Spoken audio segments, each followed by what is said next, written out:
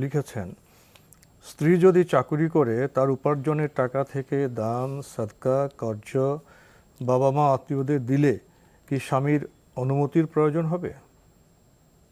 স্ত্রী যদি চাকরি করে থাকেন তাহলে তিনি তার মানে উপার্জন থেকে তিনি দান করতে পারবেন, জায়েজ রয়েছে।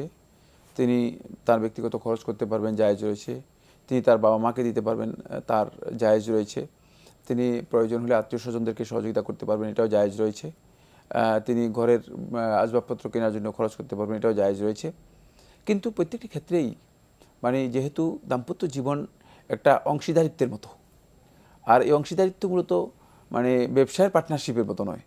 ব্যবসায়ের পার্টনারশিপের মধ্যে মানে একটা বিষয় থেকে যায়, সেটা হচ্ছে একজন আরেকজনের প্রতি মানে একটা মানে ভিন্ন দৃষ্টি থেকে যায়, যে পার্টনার কোনোভাবেই আমাকে ঠকানোর চেষ্টা করছে কিনা, প্রতিযোগিতার ভাব এবং ঠকানোর বিষয়টি সেখানে থেকে যায়।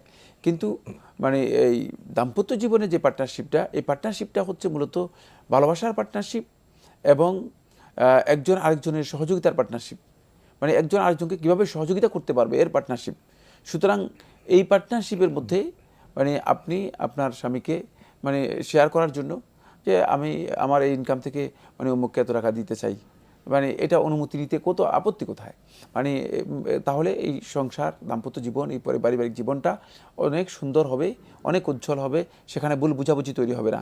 আর যদি আপনি এই কাজগুলো করেন, আপনার ইনকামের মানে টাকা কোত্থেকে আসে, কোত্থেকে যায়, মানে কিছুই আপনার স্বামী জানে না, এবং কোথায় খরচ করেন সেটাও জানেন, আপনার স্বামী জানে না, তাহলে যেটা হবে সেটা হচ্ছে এই যে মানে এক পর্যায়ে শয়তান মানে এই যে পার্টনারশিপটা, দাম্পত্য জীবনের একটা মানে আবেগময় জীবনটাকে শয়তান কলহমুখ মানে যুক্ত করে দিতে পারে, এটা কলুষ যুক্ত করে দিতে পারে, সে মানে কালিমা যুক্ত করতে পারে এভাবে যে তোমার স্ত্রী কি কি টাকা ইনকাম করতেছে, কত টাকা ইনকাম করতেছে, কোথায় খরচ করতেছে, মানে কি কি কাজে খরচ করতেছে তুমি তো জানো না।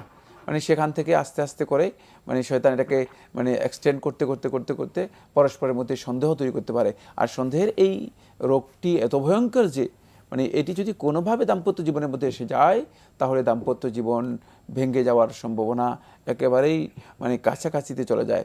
তাই এই কাজগুলো থেকে বিরত থাকার জন্য আমরা মনে করে থাকি যেটা সেটা হচ্ছে এই, যদিও ইসলাম মানে সরাসরি এইভাবে বক্তব্য দেয় নাই যে মানে সব বিষয়ে স্বামীর অনুমতি দিতে হবে, কিন্তু ইসলাম এক কথা বলে দিয়েছেন, ও আতাআত বালাহা, সুনান তিরমিজি রিওয়ায়াতের মধ্যে রাসূলুল্লাহ সাল্লাল্লাহু আলাইহি ওয়াসাল্লাম বলেছেন, ও আতাআত বালাহা, স্বামীর আনুগত্য করবে, স্বামীর আনুগত্য করবে। স্বামীর আনুগত্যের মধ্যে মূলত এটাও মানে অন্তর্ভুক্ত হতে পারে যে আপনি স্বামীকে এ বিষয়ে ইনফর্ম করতে পারেন, তার কাছ থেকে পরামর্শ নিতে পারেন। এই কাজটি করা কোনো সন্দেহ নেই, এটি সৌন্দর্য এবং এটা তার আনুগত্যের মধ্যেও অন্তর্ভুক্ত।